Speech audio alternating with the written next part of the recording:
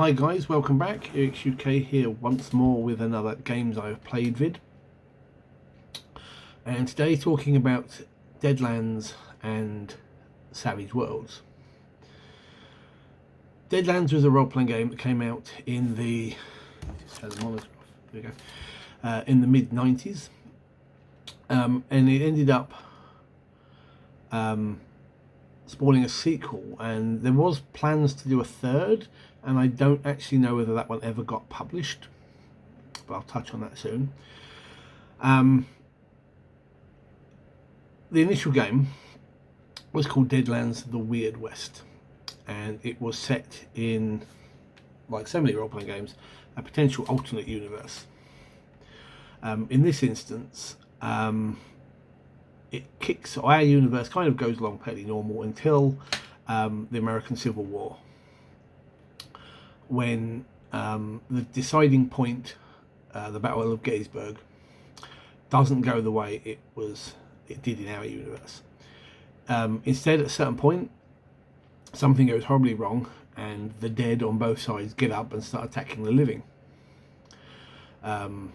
They kind of have to, the North and South kind of have to fight off their own dead as well as the enemy, and neither side at the end of that is in a position to basically push the advantage, and so they both retreat, regroup. And unfortunately, in the timeline of this, it means that the Civil War is still going in the 1880s. Other weird things happen. This is why it's called the Weird West.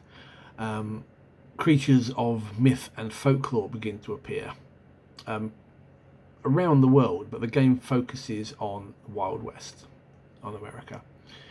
And so you get creatures of Native American folklore, so the Sasquatch, the Skinwalker,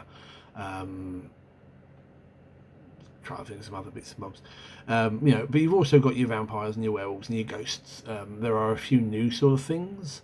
There are basically giant tremors style worm things.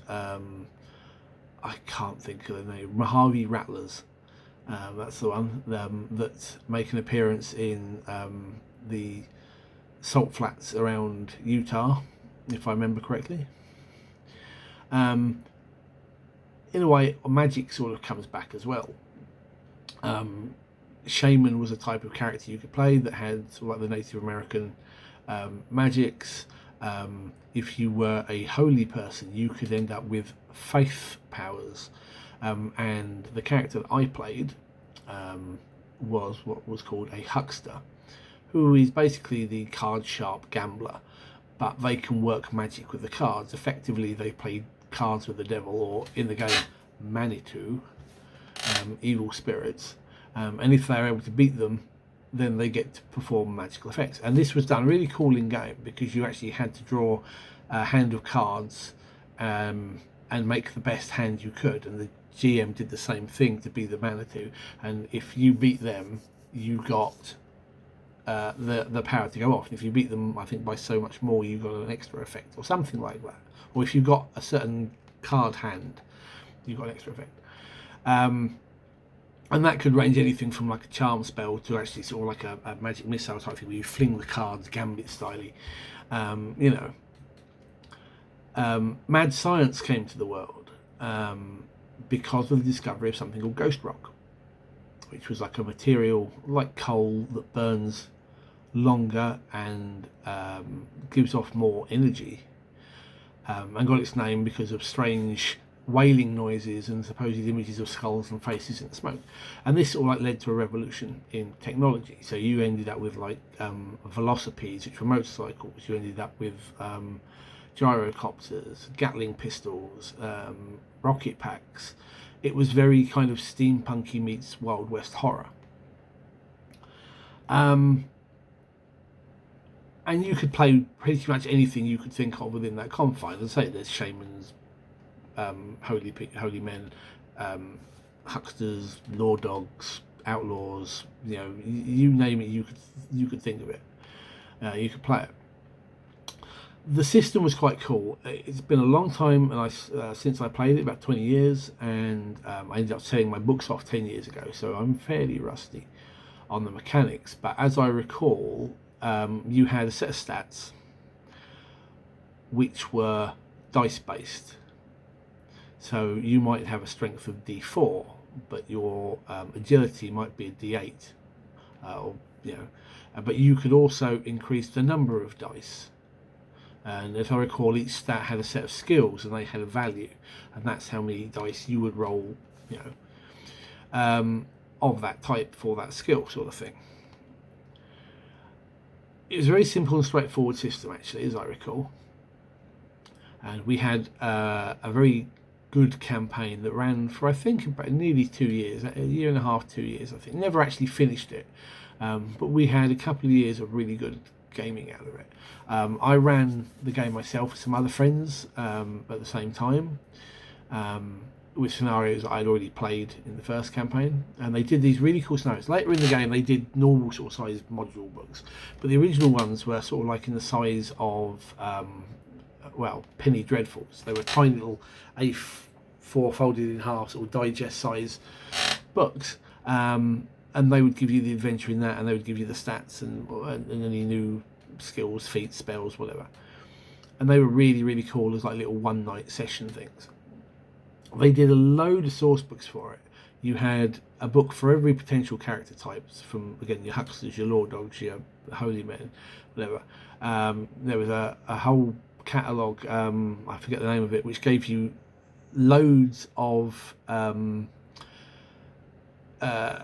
technological inventions, mad science, and you could create these of your own, or if you really wanted to buy them, there was a mad scientist in Salt Lake, Darius Hellstrom, who would sell you them, and this book was basically the catalogue of the things.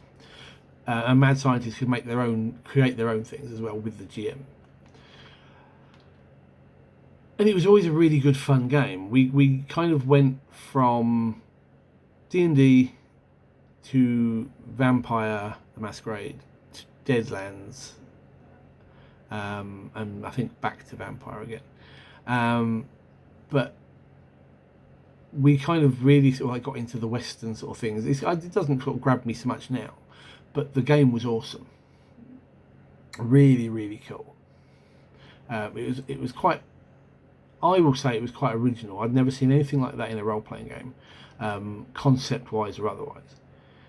A couple of years later, they did Deadlands: The Wasted West, which moved the timeline forward, I think, to sort of like the early 2000s. The idea then was that Ghost Rock had leapt forward technology in the intervening sort of like 100 years. And instead of sort of like uranium or whatever being used in nuclear reactors and nuclear weapons, they were using Ghost Rock. You can probably tell there's something very bad about this stuff. And essentially there's been some sort of nuclear war, except the world is now irradiated with Ghost Rock radiation. And you've kind of got your post-apocalypse setting here, although it still maintained the kind of Wild West vibe. Obviously, character designs were somewhat different, because science was already a thing, so the mad scientist wasn't about, but you had something similar. Magic was done in the form of radiation magic. I only played him briefly for a few sessions, but I did have a character for that who, I forget what they were called, but basically they absorbed radiation, often harmful levels, but they could release it in the form of magic. But in this setting, you had all manner of sort of like irradiated zombies, and you kind of took the horrors of the nuclear age, and giant bugs and mutant people living in the ruins of what were the cities of America. It wasn't quite as interesting as the Weird West, but it was a cool diversion. And I think we had a time travel scenario as well, which took our Weird West characters to this one, because if you remember the name I mentioned, Darius Hellstrom, he's still alive in this particular timeline. Something going on there. So I think we, our GM, tried to tie that in together somehow, and So that was, I say, a nice diversion. It wasn't quite as good. It used exactly the same system, really. Although obviously the magic system was different because you didn't have the cards for that. But it was it was fun. Now, there were plans to do a Way Out West, and I have no idea. I should really have googled this before I did this video, but hey ho. And Way Out West, I don't know if it was ever published or it just got on the design stage, was going to be in space. The idea that you were crew slash colonists of a ship that had got to a planet called Banshee, on a ship financed by a certain Hellstrom Industries. And the idea was this is where you found out what was going on, and that there are dark forces in the universe, and they sort of seed the world with this ghost rock, and they generate fear and terror. This is sort of hinted at in the previous two games, and these beings, I don't know whether they're ever meant to be on Banshee, or at least this was a where you learnt more about it. And I don't know whether this was ever, and this was going to be sort of like sci-fi horror, obviously, and I don't know if it ever came out. And something's just come to mind that I forgot to mention earlier. One of the things that could happen in Deadlands was if your character died, there was a chance, depending on how experienced they were, that they could come back. Because there was a type of character called a harrowed, which is basically your spirit continues to reanimate your corpse. And so you could end up playing an undead version of yourself, which was quite cool. We did have this happen to one of our players. I forget whose character it was. I think it was our gunslinger, which was quite cool. It was a really, this was a really original sort of set of ideas, and I loved the system. The system worked so well. The best games for me are the ones where the system matches the setting that you're in, that you're playing. It's like one of the reasons why I don't think like the D20 system for D&D or what we've got for 4th or 5th works for the old Dark Sun campaign setting. That was kind of built around the 2nd edition AD&D game system, and it doesn't work very well outside of that. The same feel isn't there. And with Deadlands, the mechanics really played into the setting. It worked phenomenally well. Now, Deadlands seemed to drop off. This is why I don't think Way Out West got published. And then some point in the OOs, the company published a game called Savage Worlds, which originally came in that sort of almost digest or size book, although obviously a bit thicker. And it was basically a scaled down generic version of the system they had used for Deadlands.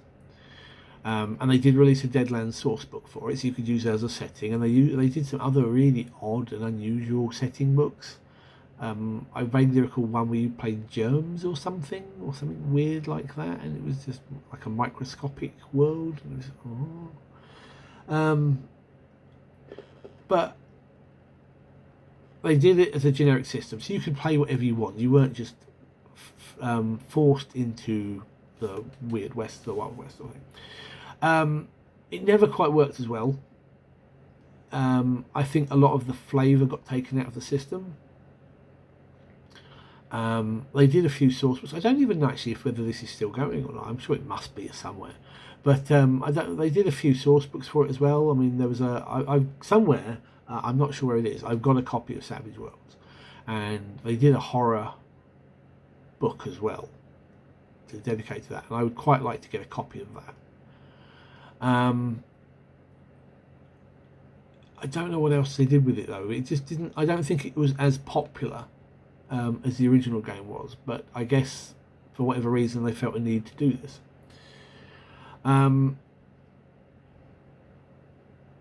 Deadlands, the Weird West, is one of those games that will stick with me for a very long time. because I had so much fun. It's one of those games that really, really worked for me, and was one of the high points of my role-playing career. Great setting, great system,